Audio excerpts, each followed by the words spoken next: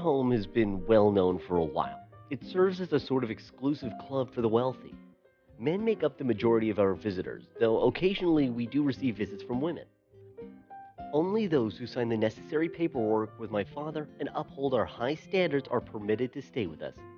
Hello, everyone. I'm Mike, and the reason why my life is a living nightmare is because my father uses me to get money.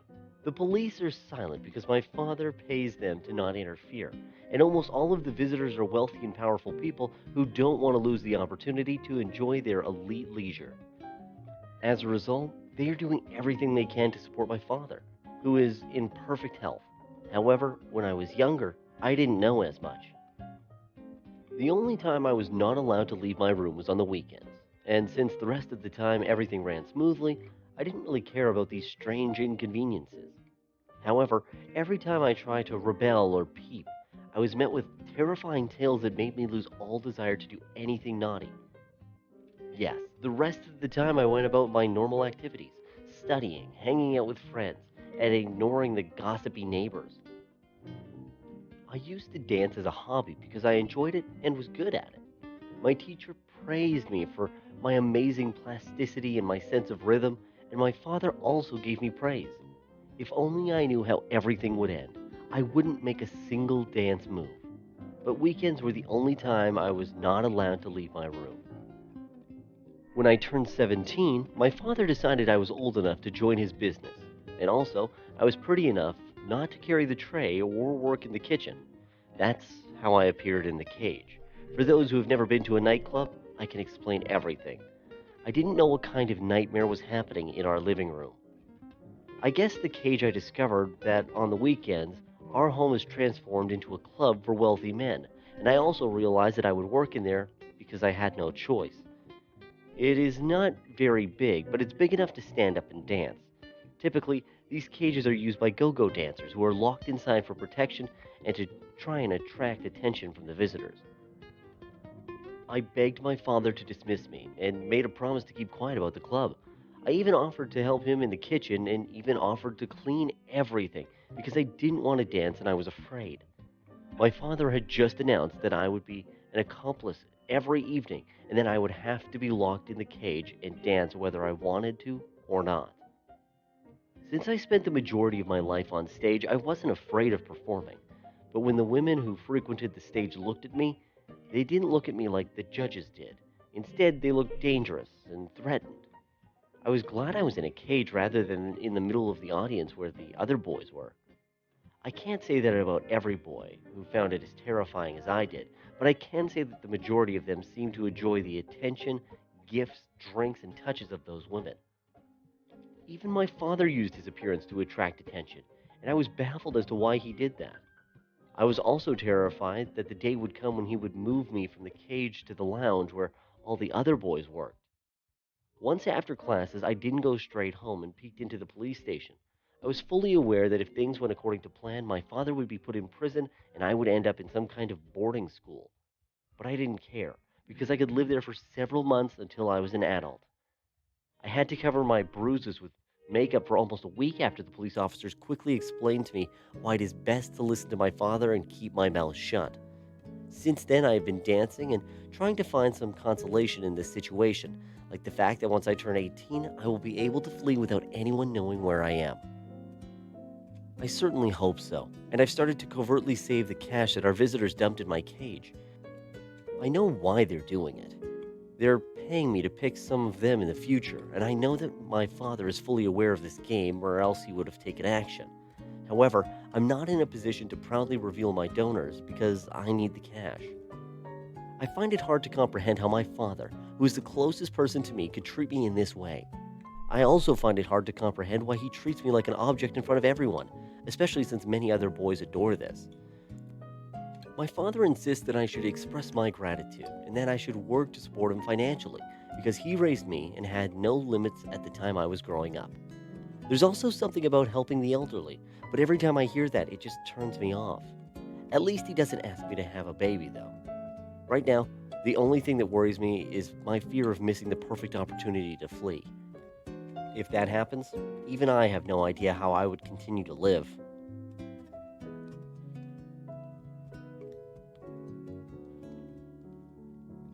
Oh, excuse me. My name is Nicholas, and I am Mike's loving father. I've never kept track of the money that I spent on Mike because I knew full well that I had given him everything he wanted, because that is what my therapist said to me when we were talking about my own upbringing. As a result, Mike had everything: toys, clothing, sweets. Although I might have asked him to save his own allowance because he was already 14 and still didn't understand the value of money. There were no constraints once he decided he wanted to dance. I bought him dancing clothes, dance shoes, paid the coaching expenses, the cost of travel.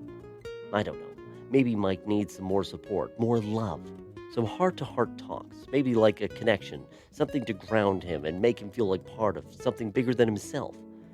We even took him to places that were overseas to dance. With all that money that he earned, he did have quite the good income for a teenage participant. He was free to spend it however he saw fit.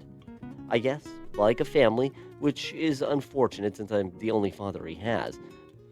But I gave him all of my attention and time available to me. If I made a mistake, it wasn't on purpose. Instead, I just had to make sure he wouldn't suffer any harm. My parents were far from perfect when I was growing up, and I wish they had taken the same actions I do for Mike. I began working at the age of 14, and all of my income was not obtained legally. I could never have imagined sharing my life with them, or cooking, eating, laughing, or crying with them. Jointly, utopian notions. What parent could ever want to see their precious child live like that? But honestly, I also couldn't understand my own son's complaints because all I asked of him was to keep doing what he had been doing up until this point and support his devoted father who loves him. I didn't ask for anything impossible. He confided in me that he enjoys dancing and that by doing so he could earn a lot of money, possibly attract the kind of attention of influential people and establish connections for his future. Despite my efforts to ensure his safety by enclosing him in a cage, all I ever heard him complain about was how uncomfortable he felt in his own body. He claims that I'm not thinking about him when all I've ever done is think about him. He has some nerve, that boy. With all those tears, big eyes, and trembling knees, I don't understand why he keeps pretending to be a good boy. If he didn't like the job, he should have said so sooner rather than later. Now he is merely trying to cause me trouble. I am aware of how young dancers spend their time before performances and competitions. If it weren't for the fact that some teachers told me who they saw my son with and where, I might have actually thought that Mike was too innocent to perform in front of our audiences. But instead, this looks more like a boy who is being useless and lazy. He doesn't realize how fortunate he is because so little is required of him. Instead, he should be happy that his attractive face and attractive body can draw attention from women. How does he perceive himself? He's not the smartest or the most independent male there is. It appears like the only things he got from me was the beauty, because he depends on women to survive. He doesn't care about my wants or my position. Rich, powerful, and prominent women are among our guests. If he doesn't want to do that, why does he think he has the right to stop me from choosing a nice wife from among the options available to him? Our guests wouldn't be pleased if a pitiful performance, who can't even dance in front of people, which would be awful to both of us, I might go bankrupt, lose our income, and then where would he be? Homeless and poor. It would be entirely his fault. I have to support Mike as his father, and I have always purchased him expensive toys, clothes, and hobbies to pay for his schooling. However, Mike only spends money. It is all he cares about, and he wants to continue being a helpless child who receives nothing in return. Maybe it's my fault that I don't want to live with the stress of having to watch every dollar and work 3 jobs just to make ends meet as an arduous office worker. He won't acknowledge that I didn't complete college and hardly have a high school diploma, despite my attempts to settle our life and our future. I could be mistaken, but my options in this situation are restricted. However, Mike may at least be grateful for everything that I have provided for him. We'd love to hear your opinions on the incidents and the people in this story. Please like the video, share it with your friends, and subscribe so that you don't miss more tales similar to this one.